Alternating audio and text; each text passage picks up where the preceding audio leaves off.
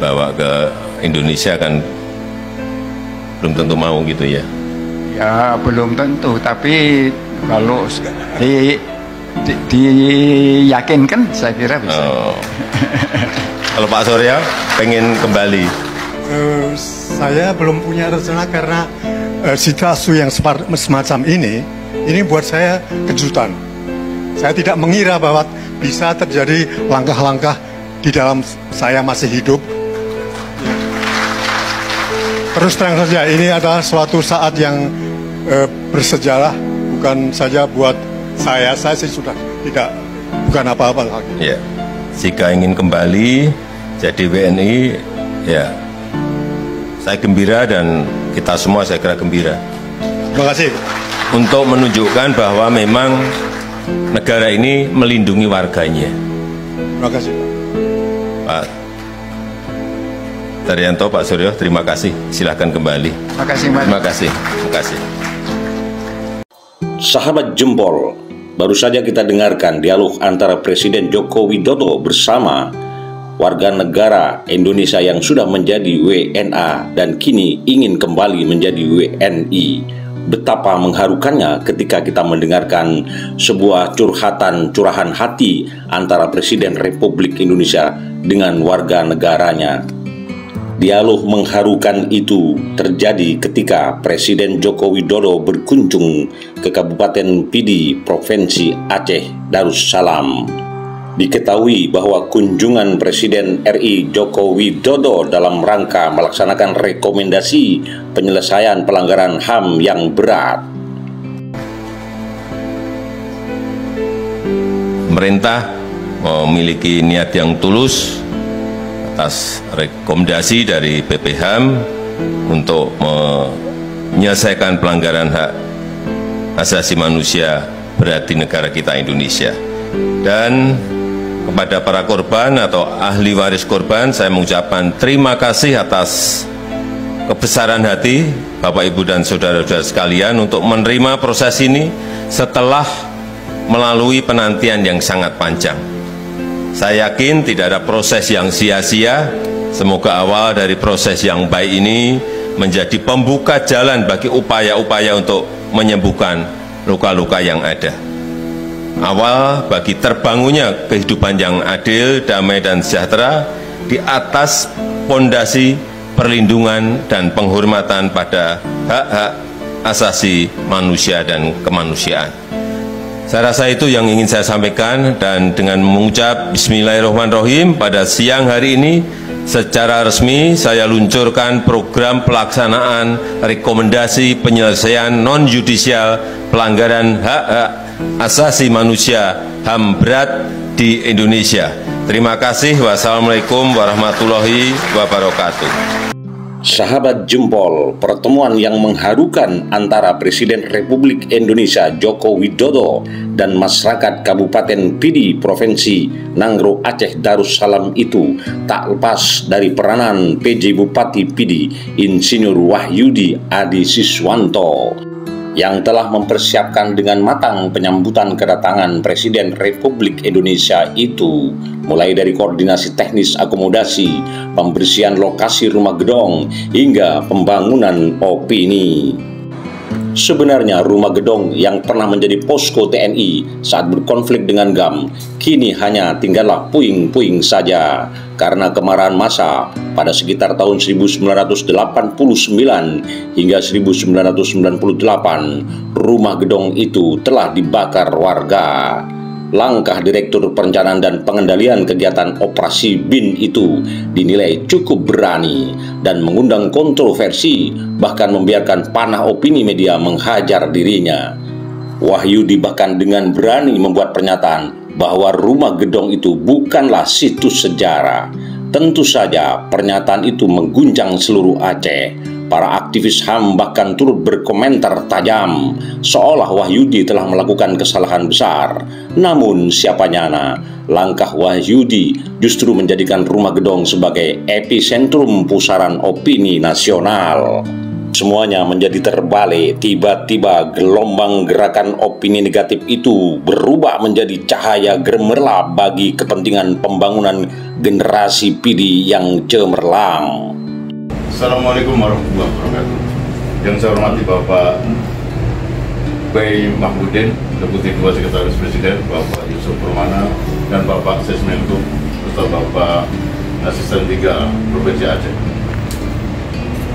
Pertama ingin saya sampaikan bahwa kami sudah setuju dan mendukung semua yang sudah disampaikan oleh Bapak Sesmenko yang kami anggap sudah sangat detail, Bapak Bayi Mahmudin. Jadi barangkali kami hanya ingin menyampaikan apa-apa yang mendasari ini.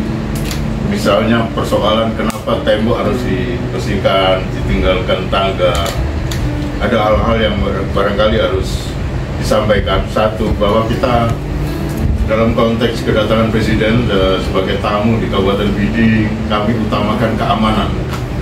Keamanan yang kami anggap ada dua hal, misalnya hak security oleh TNI Polri yang sudah diskaitkan dan Pas Pampres, dan kami berkewajiban melakukan soft security, sudah kami libatkan. Jadi ada dua hal dalam soft security, adalah pelibatan dan mengakomodir harapan-harapan masyarakat. Pelibatan ini adalah kami melibatkan seluruh santri dan kami ingin menciptakan kota santri, karena banyak ruang kosong yang kalau kita biarkan dan tidak kita libatkan, mereka akan bergerak sendiri dan ini sangat berbahaya. Dan kami sudah libatkan di seluruh kecamatan, jadi ada 23 kecamatan, membuat posko-posko dan memanage dayah-dayah atau pesantren-pesantren di wilayah kecamatannya masing-masing untuk memobilisasi santri di sepanjang jalan. Kami jalan sepanjang 7 km dan banyak ruang kosong, dan kami berusaha untuk santri-santri sangat terkendali karena masing-masing 20 santri akan dipimpin oleh satu ustadz. Kemudian dari menjelang masuk ke titik lokasi acara ada pengajian. Ini dalam konteks mereduksi isu-isu yang sudah berkembang yang barangkali terjadi semacam politiking kedatangan Presiden ini. Ya, misalnya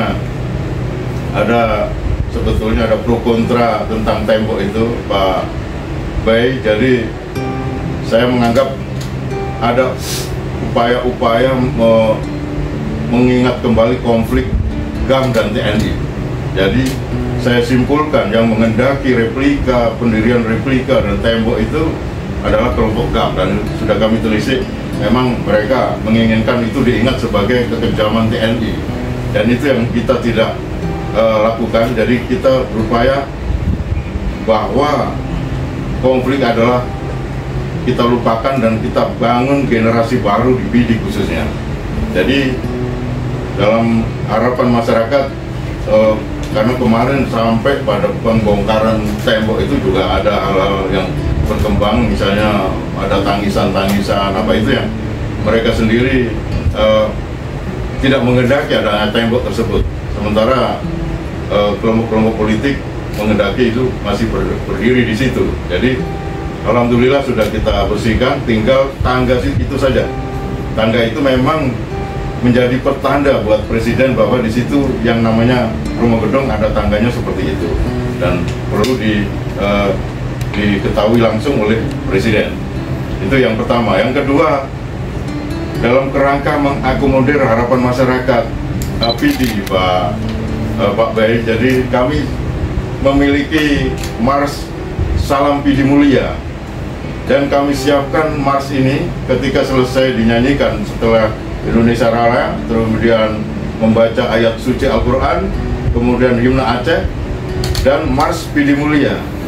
Kenapa begini? Karena sesungguhnya konflik di Aceh ini dimulai dari Pidi, baik di Jambu Kepok, KKA, barangkali itu orang-orang GAM yang dari Pidi. Jadi kita meyakini dan dari informasi masyarakat setempat bahwa sesungguhnya titik-titik konflik dan kekerasan itu tidak hanya di 3 titik tersebut, tetapi masih banyak titik, dan sebagian besar orang-orang Pidi. Maka kami ingin mengakomodir bahwa ada Salam Pidi Mulia ini dalam konteks bagaimana orang Pidi sudah berubah, dan ketika selesai Indonesia Raya, kemudian membacakan ayat suci Al-Quran, ada himne Aceh, dinyanyikan Mars Salam Pidi Mulia.